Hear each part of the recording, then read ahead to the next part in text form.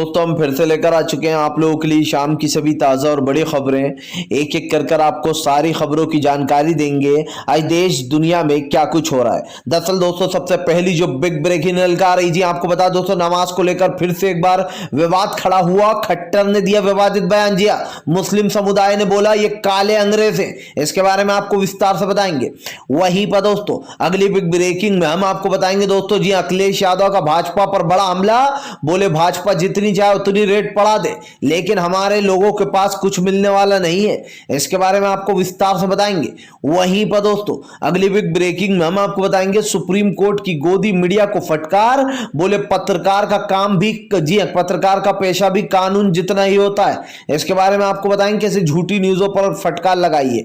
वहीं पर दोस्तों किसान फिर से एक बार उतरे आंदोलन पर। बोले मोदी सरकार की फिरोजापुर में जी रैली को किसी भी हाल में नहीं होने देंगे। जी इसके बारे में आपको विस्तार से बताएंगे। वहीं पर दोस्तों अगली बिग ब्रेकिंग में हम आपको बताएंगे दोस्तों जी आपको बता दें पूर्व आईएएस और दोस्तों आपको बता दें जो यहाँ पर सेना के प्रमुखों ने लिखी मोदी सरकार को चिट्ठी। बोले जिस तरीके से मुसलमानों को अल्पसंख्यकों को टारगेट किया जा रहा है इन लोगों को सबक सिखाना ही चाहिए। जी हाँ, जिन लोगों ने हरिद्वार में विवादित बयान दिया है बताएंगे इसके बारे में भी। वहीं पर दोस्तों अगली बिग ब्रेकिंग में हम आपको बताएंगे दोस्तों जी मौलाना सैयद महमूद ने दोस्तों पहुंचे सुप्रीम कोर्ट। बोले फिलहाल अल्पसंख्यकों की ये लोग नहीं कर सकते सुरक्षा, ये लोग सब के सब बेकार है। यानी कि दोस्तों अब सुप्रीम कोर्ट पहुंच गए, कानून पर भी उंगली उठा दी है। जी हाँ, बताएंगे आपको कैसे मौलाना सैयद ने जो यहाँ पर सुप्रीम कोर्ट से गुहार लगाई है। वहीं पर दोस्तों अगली बिग ब्रेकिंग में हम आपको बताएंगे दोस्तों जी हाँ दरअसल आपको बता दोस्तों चीन ने बदल डाला अरुणाचल के 15 जगहों के नाम। मोदी सरकार ताकती रह गई मुंह। दोस्तों ये है मोदी सरकार का 56 इंच का सीना। 15 जगहों के नाम बदल दिए दोस्तों। इसके बारे में आपको विस्तार से बताएंगे। वहीं पर दोस्तों अगली बिग ब्रेकिंग में हम आपको बताएंगे दोस्तों जी हाँ योगी सरकार ने लगवाई छात्रों से वाराणसी में झाड़ू। वीडियो होगा जबरदस्त वायरल। बोले ये है मोदी सरकार का बेटी पढ़ाओ और बेटी बचाओ वाला नारा। इसके बारे में भी आपको विस्तार से बताएंगे। वहीं पर दोस्तों अगली बिग ब्रेकिंग में हम आपको बताएंगे दोस्तों जी हाँ दरअसल आपको बता दें दोस्तों मौलाना तेकीर रजा का बड़ा ऐलान। बोले 20 करोड़ मुसलमानों को मारने की धमकी दी थी, 20 लाख लोगों को, इनके 10 लोग ही काफी ये कहा गया था दोस्तों जो अन्नपूर्णा की तरफ से। अब मौलाना तेकीर ने कहा है कि हम लोग हाथ बांध कर खड़े रहेंगे, 20 लाख लोगों को मार जाओ, हम देश में शांति और अमन चाहते हैं। ये काले अंग्रेज है, काले अंग्रेज। जी हाँ, पुलिस को भेजो या फौज को भेजो, हम मरने को तैयार। इस तरीके की बातें उन्होंने बोली हैं। बताएंगे क्या कुछ बोला है मौलाना तेकीर ने। तो सारी खबरें फटाफट अंदाज में सुनाएंगे, एक एक कर बताएंगे।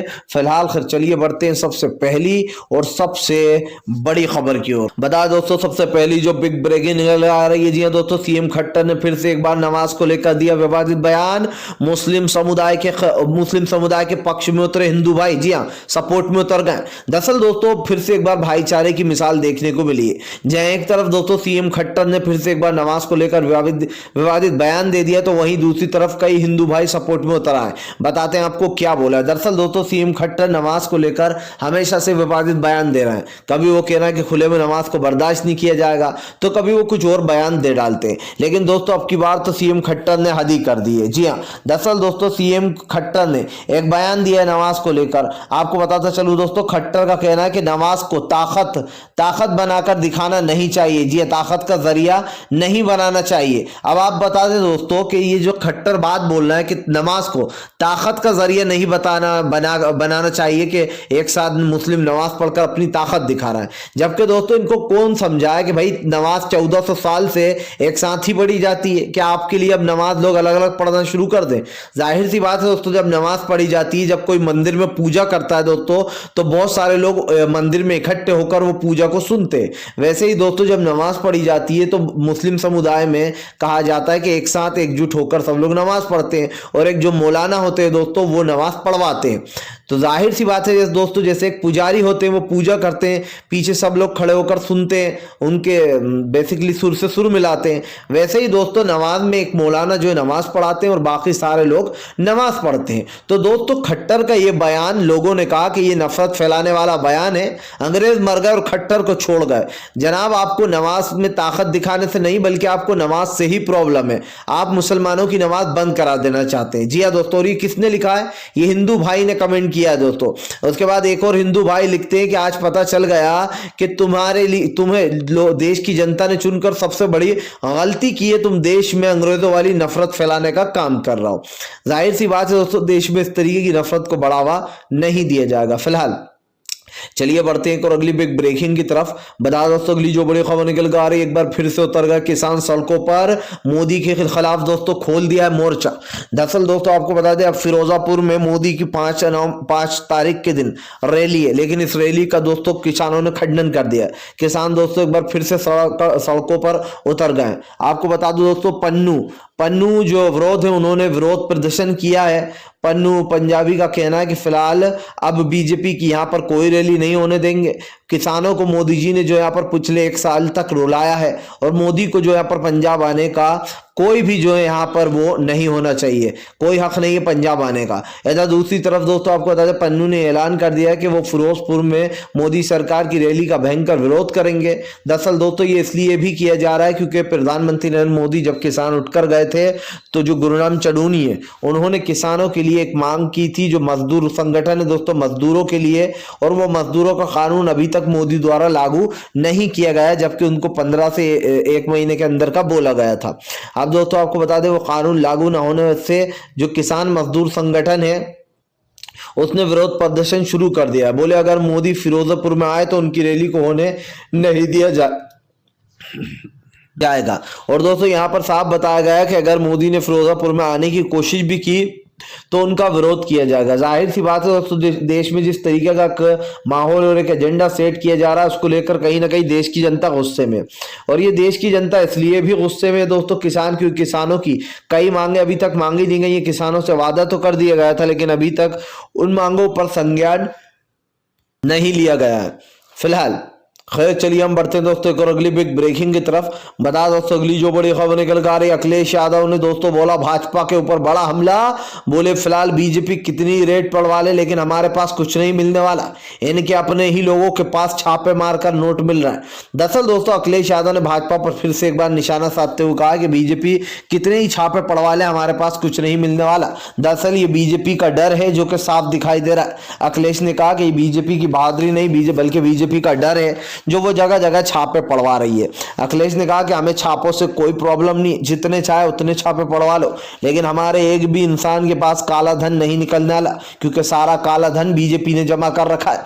अखिलेश ने कहा कि अगर किसी के लिए कुछ छोड़ा होता तो काला धन होता, बीजेपी ने आते ही देश को लूटना शुरू कर दिया था। अखिलेश ने कहा कि सबसे पहले तो इन्होंने अपने ही आदमी पीयूष जैन के ऊपर रेड पड़वा दी गलती से। जी हाँ, पड़वाने थी पुष्पराज जैन के घर पर दोस्तों रेड, लेकिन उससे पहले पीयूष जैन के घर पर रेड पड़वा दी जो कि बीजेपी का ही आदमी है, और उसके घर पर करोड़ों रुपए और एक के बाद एक दरवाजे में से जो यहाँ पर सारे करोड़ों रुपए की दौलत बरामद हुई। जिसके बाद दोस्तों आपको बताता चलूं, अखिलेश ने कहा कि जब इनको हमने बता दिया कि दरअसल गलत रेड मार दी तो इन्होंने कल फिर से सही आदमी पर रेड पड़वाई, यानी कि हमारे आदमी पर पुष्पराज जैन के घर, लेकिन इनको कुछ नहीं मिला। अखिलेश ने कहा कि ये लोग जितनी चाहे उतनी ताकत लगा ले लेकिन इस बार प्रदेश की जनता सड़कों से उठाकर बाहर फेंकेगी। अखिलेश ने कहा कि उत्तर प्रदेश की जनता को बेवकूफ बनाने का जो काम किया 5 साल तक उसका खामियाजा तो भुगतना ही पड़ेगा।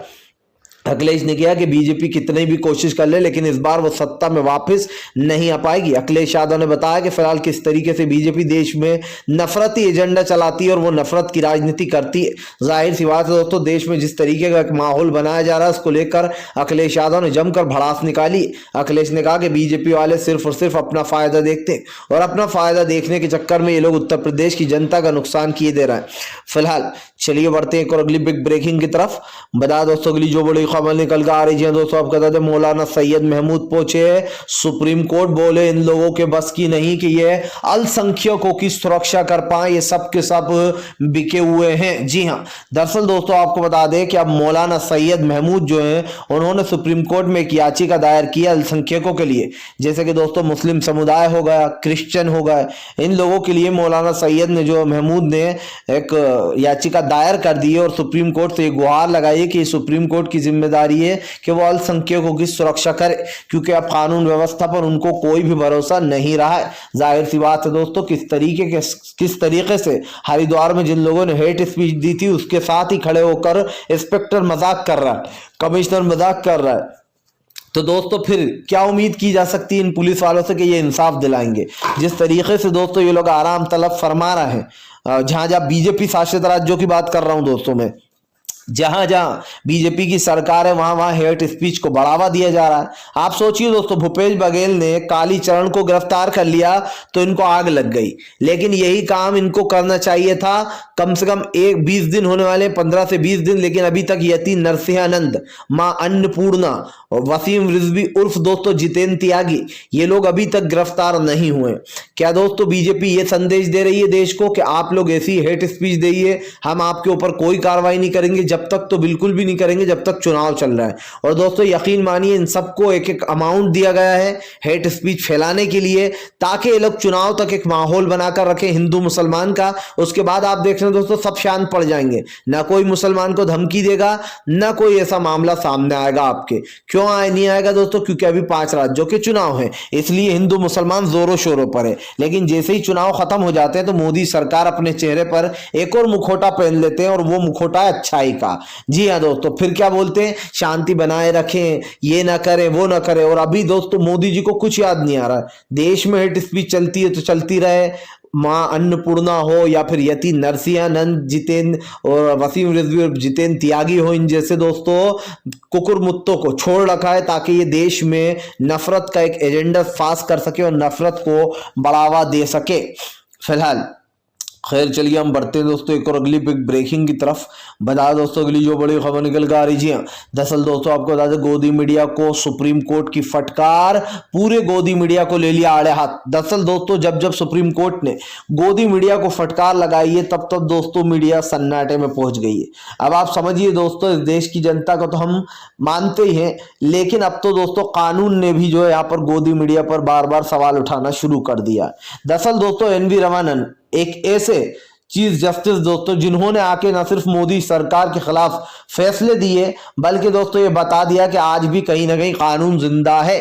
और मैं ऐसा क्यों बोल रहा हूं दोस्तों, क्योंकि NV रमनन साहब से पहले जो 2 जज थे दोस्तों, वो किस तरीके से बीजेपी की चाटुकारिता करते थे ये आपने देखा है, कैसे बीजेपी के फैसले दिए हक में ये भी आपने देखा है। जी हाँ, मैं बात कर रहा हूं यश बोबड़े और रंजन गोगोई की। ये दोनों दोस्तों चीफ जस्टिस ने किस तरीके से भाजपा के फैसले दिए भाजपा के हक में, एक के बाद एक, ये आपने और हमने खूब देखा। लेकिन दोस्तों NV रमनन एक ऐसे चीफ जस्टिस बन गए दोस्तों, चीफ जस्टिस जिन्होंने न सिर्फ बीजेपी के खिलाफ फैसले दिए हैं बल्कि बीजेपी वालों को जमकर फटकार भी लगाई है। अब फिर से दोस्तों एक बार चीफ जस्टिस NV रमनन साहब ने गोदी मीडिया को फटकार लगाते हुए सुनिए दोस्तों गौर से क्या कहा है। इस बात को गोदी मीडिया को दिमाग में बिठाना चाहिए। गोदी मीडिया को, जी हाँ, चीफ जस्टिस रमनन ने कहा कि फिलहाल एक पत्रकार का पेशा कानून जितना ही दोस्तों होता है, जी हाँ, तो गलत खबरें फैलाकर, झूठी खबरें बनाकर झूठ ना फैलाया जाए। एक गोदी मीडिया के पत्रकार को दोस्तों एक कड़ी टिप्पणी करते हुए NV रमनन साहब ने साफ कहा कि पत्रकार का पेशा भी कानून जितना होता है। उनको देश की एक देश में एक स्तंभ दिया गया है, एक मजबूत स्तंभ बताया गया है। लेकिन दोस्तों सोचिए आज की मीडिया क्या ये काम कर रही है? जो NV रमनन साहब ने कहा कि कानून जितना ही इनका पेशा होता है, लेकिन दोस्तों आप खुद ही सोचिए क्या ये मीडिया सच में सही काम कर रही है? क्या ये मीडिया मोदी सरकार की खामियों को गिनवा रही है? क्या ये मीडिया मोदी सरकार की असलियत देश के सामने ला रही है? नहीं ला रही। मीडिया किससे सवाल कर रही है दोस्तों? जो प्रधानमंत्री है ही नहीं, राहुल गांधी। जी हाँ, इनका बस नहीं चलता दोस्तों, वरना ये जो सारी चीजें हो रही है इसका इल्जाम भी है विपक्ष यानी राहुल गांधी पर डाल देते कि ये भी कांग्रेस की सरकार ने ही किया है। मतलब कि दोस्तों कोई इंसान, देश का प्रधानमंत्री कौन है? नरेंद्र मोदी। सवाल किससे होना चाहिए दोस्तों? नरेंद्र मोदी से और ये पूछना चाहिए कि मोदी जी एक बात बताइए, 2014 में आपने कहा था महंगाई खत्म हो जाएगी, हवाई चप्पल पहनने वाला हवाई जहाज में बैठेगा, 2014 के बाद से देश में जीडीपी डबल हो जाएगी, बेरोजगारी तो मैं ऐसे खत्म कर दूंगा कि बस पूछो मत। लेकिन ये सब का दोस्तों हुआ क्या? उल्टा ही हुआ। अब मीडिया से सवाल पूछते हुए एन वी रमन साहब ने पूछा कि आपकी गलत रिपोर्टें लोगों पर गलत प्रभाव डालती हैं, जिसके बाद दोस्तों आप समझते हैं कि दिल्ली में भी किस तरीके दंगे भड़क गए थे। फिलहाल खैर चलिए हम बढ़ते हैं दोस्तों एक और अगली बिग ब्रेकिंग की तरफ। बता दोस्तों अगली जो बड़ी खबर निकल कर आ रही है दोस्तों, आपको बता दें मौलाना तकीर रजा का बड़ा ऐलान। बोले अगर 20 लाख मुसलमानों को मारने की बात की गई थी मान्यपूर्ण द्वारा और कहा गया था कि 10 लड़के ही हमारे हिंदू काफी हैं 20 लाख मुस्लिमों को मारने के लिए। जिसके बाद दोस्तों अब मौलाना तकीर रजा ने कहा है कि 7 तारीख को जुम्मा पड़ रहा है, यानी कि दोस्तों जुम्मा पड़ रहा है और जिस दिन दोस्तों मुस्लिम समुदाय नमाज पढ़ता है, बेसिकली जुम्मा पड़ रहा है। और जुमे के दिन जो है यहाँ पर हम ये न्योता देते हैं कि आए वो लोग और हमें 20 लाख लोग अपनी कुर्बानी देने। सोचिए दोस्तों मौलाना तकीर रजा ने कितनी बड़ी बात बोल दी कि हम 20 लाख मुसलमान हाथ बांधकर खड़े रहेंगे, वो आए और हमें मारकर चले जाएं और हमारे खून से अगर उनकी प्यास बुझती है तो वो यही कर लें और हम देश के लिए अपनी जान देने को तैयार हैं, ये हम अपनी मर्जी से कर रहे हैं। सोचिए दोस्तों मौलाना तकीर ने कहा कि ये अंग्रेजों की औलादे हैं, काले अंग्रेज। जिस तरीके से ये देश में नफरत फैला रहे हैं, ये लोगों की नफरत देखने लायक है। मौलाना तकीर रजा ने कहा कि हमारी करा दे कत्ल, चाहे वो फौज पुलिस वालों को भेजे हमें डराने मारने के लिए, या फिर जो मिलिट्री को भेजें, या फिर इन कुकुर मुत्तों को भेजें, हम तैयार हैं। जाहिर सी बात है दोस्तों देश में आज जिस तरीके की बातें हो रही हैं ये नहीं होना चाहिए और मौलाना तकीर रजा ने साफ कहा है कि हम तो देश के लिए कुर्बान होने को भी तैयार हैं। दोस्तों आज देश के मुसलमान को इस तरीके से प्रताड़ित किया जा रहा है, देश में जो ईसाई रहते हैं दोस्तों बेचारे उनको डराया धमकाया जा रहा है। बार बार दोस्तों जीसस की मूर्ति तोड़ दी जाती है, मस्जिदों में घुसकर तोड़फोड़ की जाती है, मुसलमानों को नमाज पढ़ने से रोका जाता है, यहां तक कि दोस्तों मुसलमानों को मारने काटने तक का बोल दिया जाता है। दोस्तों इससे पहले इतना खतरनाक मंजर आपने और हमने कभी नहीं देखा और ना शायद देखेंगे दोस्तों जब तक ये सरकार है, बस जब तक ही ये दंगे फसाद चल रहे हैं। जिस दिन दोस्तों ये सत्ता पलट गई उस दिन ये सारे के सारे एक ऐसे बिल में घुसेंगे दोस्तों कि आपको दिखाई नहीं देंगे। जो लोग आज दोस्तों भौंक रहे हैं, जो लोग आज चिल्ला रहे हैं, वो लोग ऐसी जगह जाकर छुप जाएंगे दोस्तों कि उनकी बस की नहीं होगी। और मैं भौंकना क्यों बोल रहा हूं दोस्तों, क्योंकि इनकी असलियत वही है। यति नरसिंहानंद जैसे लोग दोस्तों जिस तरीके से भौंकते हैं, इनके भौंकने से कोई फर्क नहीं पड़ता है। हमारे हिंदू और मुस्लिम भाइयों का जो भाईचारा है वो हमेशा बरकरार रहेगा, चाहे दोस्तों हिंदू हो, आप मुस्लिम हो, सिख हो, ईसाई हो, जिस भी धर्म के हो दोस्तों। आपको सिर्फ एक ही चीज याद रखना है कि देश में प्यार से बढ़ के और कुछ नहीं होता दोस्तों। ये इनको नफरत फैलाने दीजिए, इनको नफरत फैलाने दीजिए, आप और हम प्यार फैलाएंगे और देश में दोस्तों जहां प्यार है वहां नफरत हार जाती है। ये किसी बड़े इंसान ने कहा है और जाहिर सी बात है मौलाना तकीर रजा की इस बात के बाद लोग उनका समर्थन काफी अच्छे से कर रहे हैं। फिलहाल खैर चलिए हम बढ़ते हैं दोस्तों एक और अगली बिग ब्रेकिंग की तरफ। बता दोस्तों अगली जो बड़ी खबर निकल कर आ रही, योगी सरकार ने छात्रों से लगवाई झाड़ू, बोले ये है बेटी पढ़ाओ बेटी बचाओ का नारा। दरअसल दोस्तों आपको बता दें कि योगी आदित्यनाथ जो है वो रायपुर बरेली पहुंचे। रायपुर बरेली में दोस्तों योगी आदित्यनाथ के स्टेज पर बच्चियों से, यानी कि जो पढ़ने वाली लड़कियां हैं दोस्तों, उनसे रैली में जो यहाँ पर उनके मंच पर झाड़ू लगवाई गई, जिसके बाद ये वीडियो सोशल मीडिया पर वायरल हो गया। लोगों ने कहा कि यह है मोदी जी का नया भारत, जिसमें लड़कियों से मंच पर झाड़ुआं लगवाई जाती हैं। बेटी पढ़ाओ बेटी बचाओ का जो नारा था वो पूरी तरीके से फर्जी था, क्योंकि मोदी सरकार खुद ही एक फर्जी आदमी है। जाहिर सी बात है दोस्तों देश के प्रधानमंत्री ने जो बड़ी बड़ी बातें की हैं लड़कियों के लिए, लेकिन कानून वैसा कुछ नहीं बनाया। आप देखिए आज महिलाओं के साथ रेप कर दिए जाते हैं, गैंग रेप कर दिए जाते हैं, और जिस तरीके के विवादित बयान सामने निकल कर आते हैं वो सुनने लायक है। कोई बीजेपी का मंत्री कहता है कि रात को निकलो मत, तो कोई कहता है जीन्स से क्यों पहनती है। मतलब दोस्तों इस देश में नफरत फैलाने का एक अलग ही एजेंडा चल रहा है। भाई अगर वो जीन्स पहनती है तो आपको क्यों इतनी मिर्ची लग रही है। जाहिर सी बात है दोस्तों सबका अपना अपना जो यहाँ पर नजरिया होता है देखने का। फिलहाल खैर चलिए हम बढ़ते हैं दोस्तों एक और अगली बिग ब्रेकिंग की तरफ। बता दोस्तों 100 लोगों ने, जी 100 पूर्व IAS ने दोस्तों लिखी मोदी सरकार को चिट्ठी। बोले जिन लोगों ने हरिद्वार में विवादित बयान दिया था उनको तत्काल में कर लिया जाए गिरफ्तार, वरना देश में नफरत घोल देंगे ये लोग। देश में गृह युद्ध की तैयारी कर रहे हैं ये फर्जी लोग। जी हाँ, आपको बता दें दोस्तों जिस तरीके से हरिद्वार में यति नरसिंहानंद द्वारा इस तरीके की टिप्पणी दी गई थी, अब उसको लेकर जमकर भड़कते हुए नजर आए हैं पूर्व IAS और दोस्तों पूर्व सेना अधिकारी। तो दोस्तों जाहिर सी बात है देश में अब आवाजें उठना शुरू हो गई हैं। जी जब दोस्तों इनकलाब के नारे सुनाई देते हैं तब चाहे कोई भी गलत हो उसका अंत होना तय होता है। फिलहाल दोस्तों इस सरकार का भी अंत होना तय है। वीडियो अच्छा लगे तो लाइक करें, चैनल पर पहली बार आए तो चैनल को सब्सक्राइब करें, पास में एक घंटी आएगी दोस्तों इसको भी दबा दें ताकि हमारे हर वीडियो की जो अपडेट है दोस्तों वो आपको मिल